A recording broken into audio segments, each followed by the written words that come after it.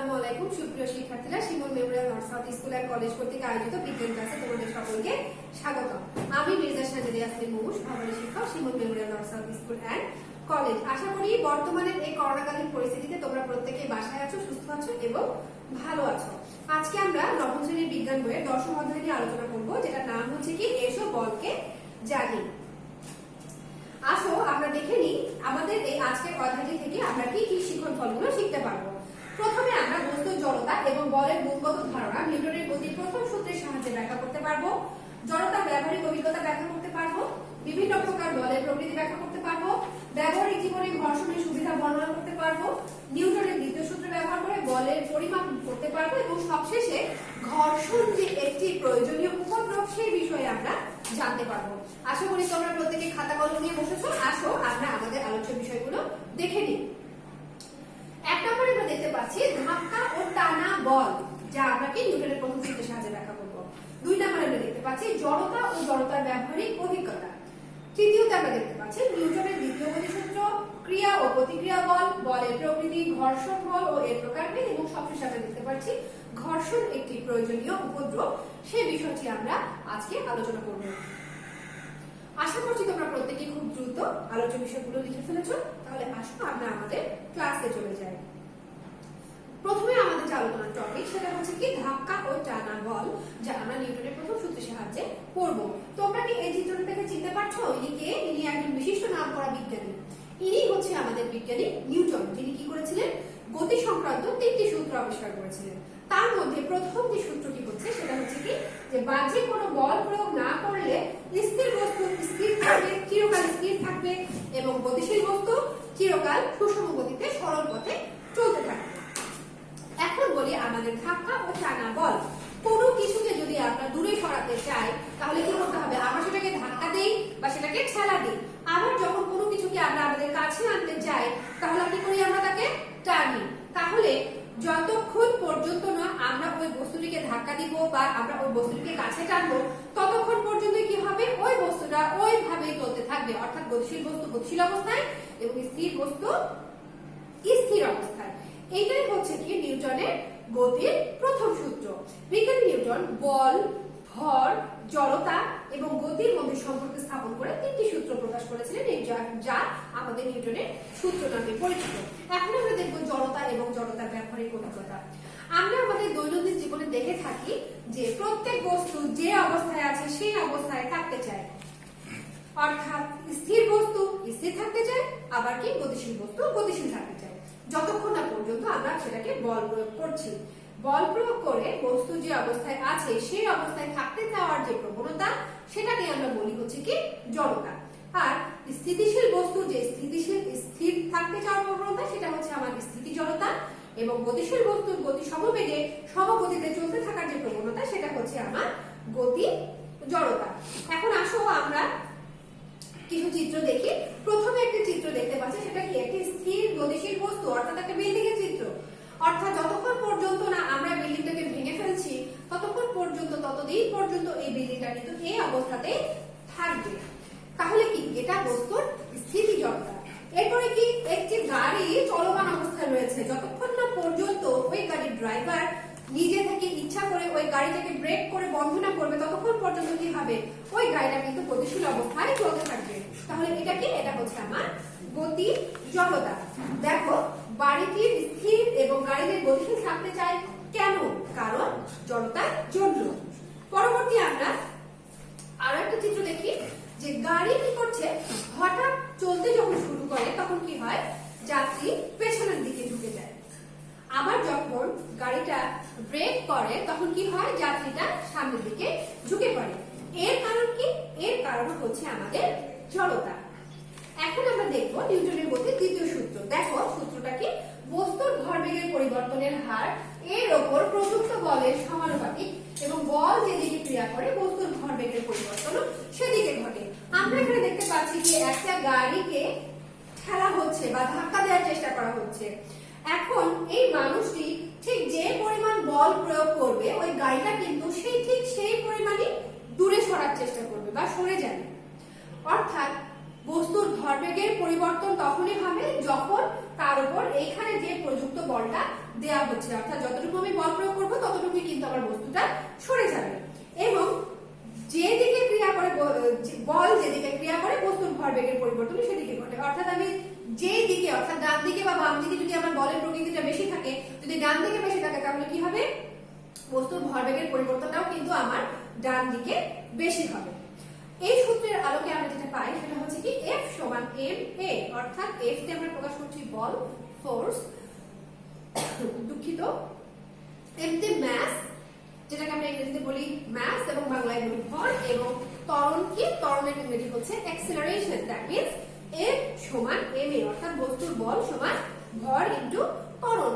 আসো আমরা একটা গাণিতিক ব্যাখ্যার সাহায্যে বোঝার চেষ্টা করি।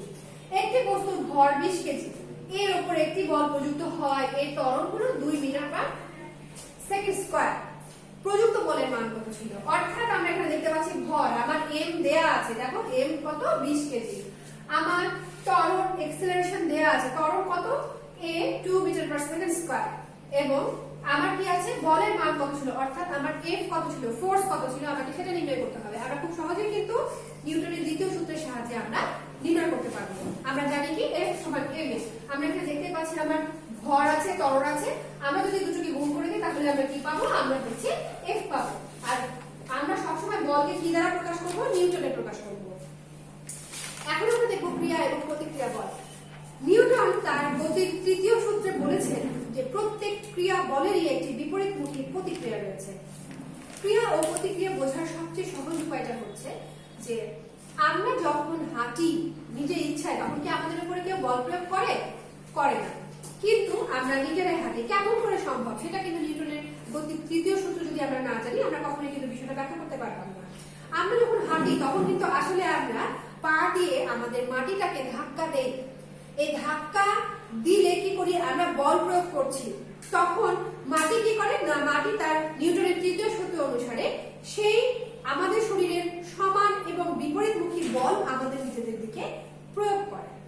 এই সমান ও বিপরীতমুখী বলটাই কি করছি, বলটা যখন আমাদের দিকে মাটি প্রয়োগ করছে তখন কি হচ্ছে, আমাদের সেখানে ত্বরণ বা অ্যাক্সিলারেশন উৎপন্ন হচ্ছে এবং আমরা হাঁটতে পারছি।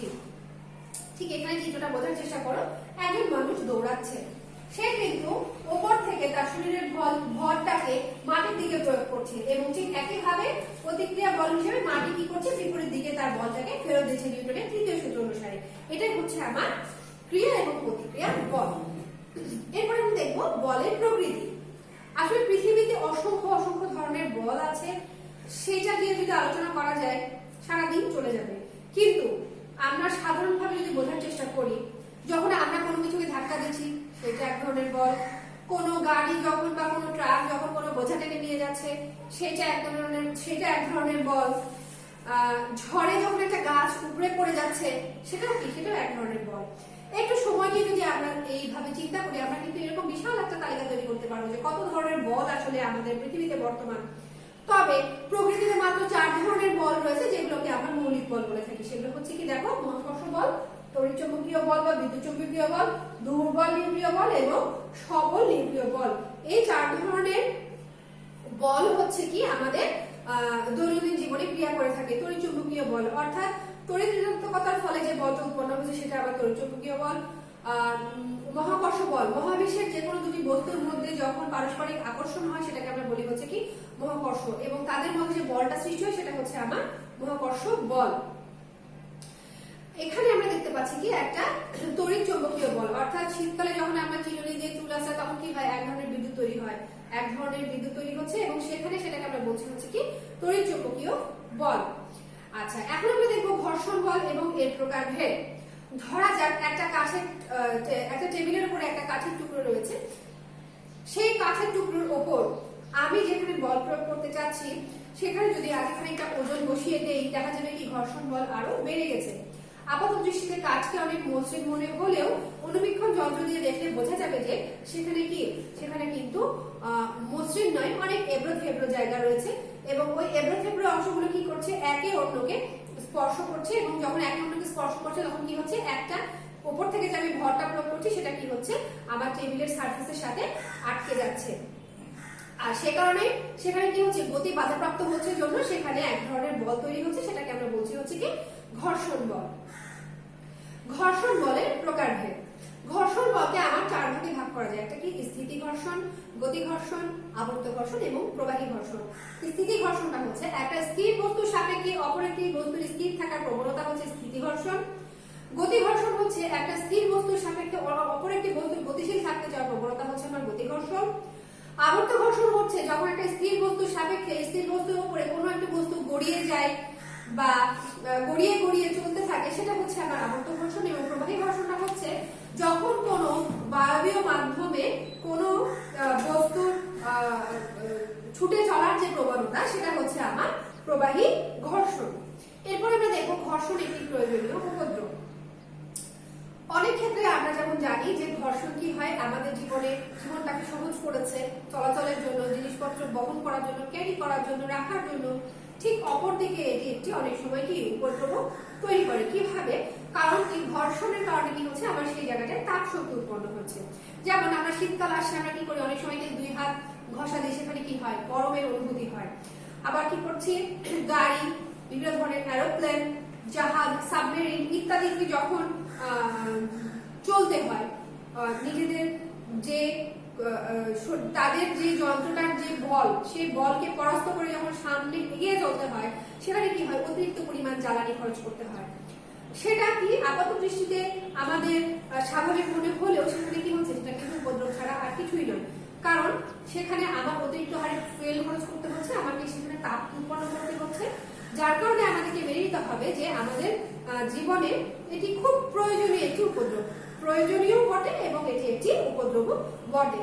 আমরা এখানে দেখতে পাচ্ছি কি একটা প্লেন যখন উড্ডয়ন করে তখন কি হয়, সি অফ করে, তখন টেক অফ করে, তখন কিন্তু সে তার পুরো প্লেনের যে ভর সেটাকে পরাস্ত করার জন্য, উপরে ওঠার জন্য অনেক পরিমাণ জ্বালানি খরচ করে সেখানে তাপ শক্তি উৎপন্ন করে। এভাবে সে কি করছে, আকাশে ফ্লাই করছে। ঠিক একইভাবে জাহাজ বা সাবমেরিনও কিন্তু ফ্লাই করে থাকে। এই ছিল আমাদের আজকের আলোচনা। এখন আমরা মূল্যায়নে যাব। জড়তা কি? জড়তা হচ্ছে কি স্থির বস্তুর সাপেক্ষে একটি স্থির বস্তুর স্থির থাকতে চাওয়ার প্রবণতা এবং গতিশীল বস্তুর সাপেক্ষে গতিশীল থাকতে চাওয়ার যে প্রবণতা, সেটা হচ্ছে আমার জড়তা। ঘর্ষণটাকে বলে, ঘর্ষণ একটি বস্তুর উপর যখন আরেকটি বস্তু রাখা হয় সেখানে একটি ঘর্ষণ সৃষ্টি হয় এবং সেখানে এই ঘর্ষণের ফলে যে বলটা উৎপন্ন হচ্ছে সেটা হচ্ছে আমার ঘর্ষণ বল। নিউটনের প্রথম সূত্রের প্রয়োজনীয়তা ব্যাখ্যা করো। আমরা বলতে পারবো না, আমরা বলতে পারবো নিউটনের প্রথম সূত্রের প্রয়োজনীয়তা। 4 নাম্বার আমরা দেখতে পাচ্ছি কি ঘর্ষণ একটি প্রয়োজনীয় উপদ্রব। আমরা মাত্রই বলেছি যে যখন কোনো ধরনের বস্তু যেমন প্লেন, এরোপ্লেন, জাহাজ ইত্যাদি কি করতে হয়, নিজেদের নিজস্ব বলকে পরাস্ত করে সামনের দিকে এগিয়ে যেতে হয়, সেখানে কি করতে হয়, অতিরিক্ত পরিমাণ জ্বালানি খরচ করতে হয়। এটা কি একটা প্রয়োজনীয় উপদ্রব, আমাদের জন্য দরকারিও বটে, প্রয়োজনীয় বটে। এই ছিল আমাদের মূল্যায়ন। আমরা আগামী দিন রিভিশন ক্লাস করবো, প্রথম অধ্যায় উন্নততর জীবনধারা। তোমরা অবশ্যই বাসায় ভালোভাবে চর্চা করবে। সকলকে অসংখ্য ধন্যবাদ জানিয়ে ক্লাসটি শেষ করছি।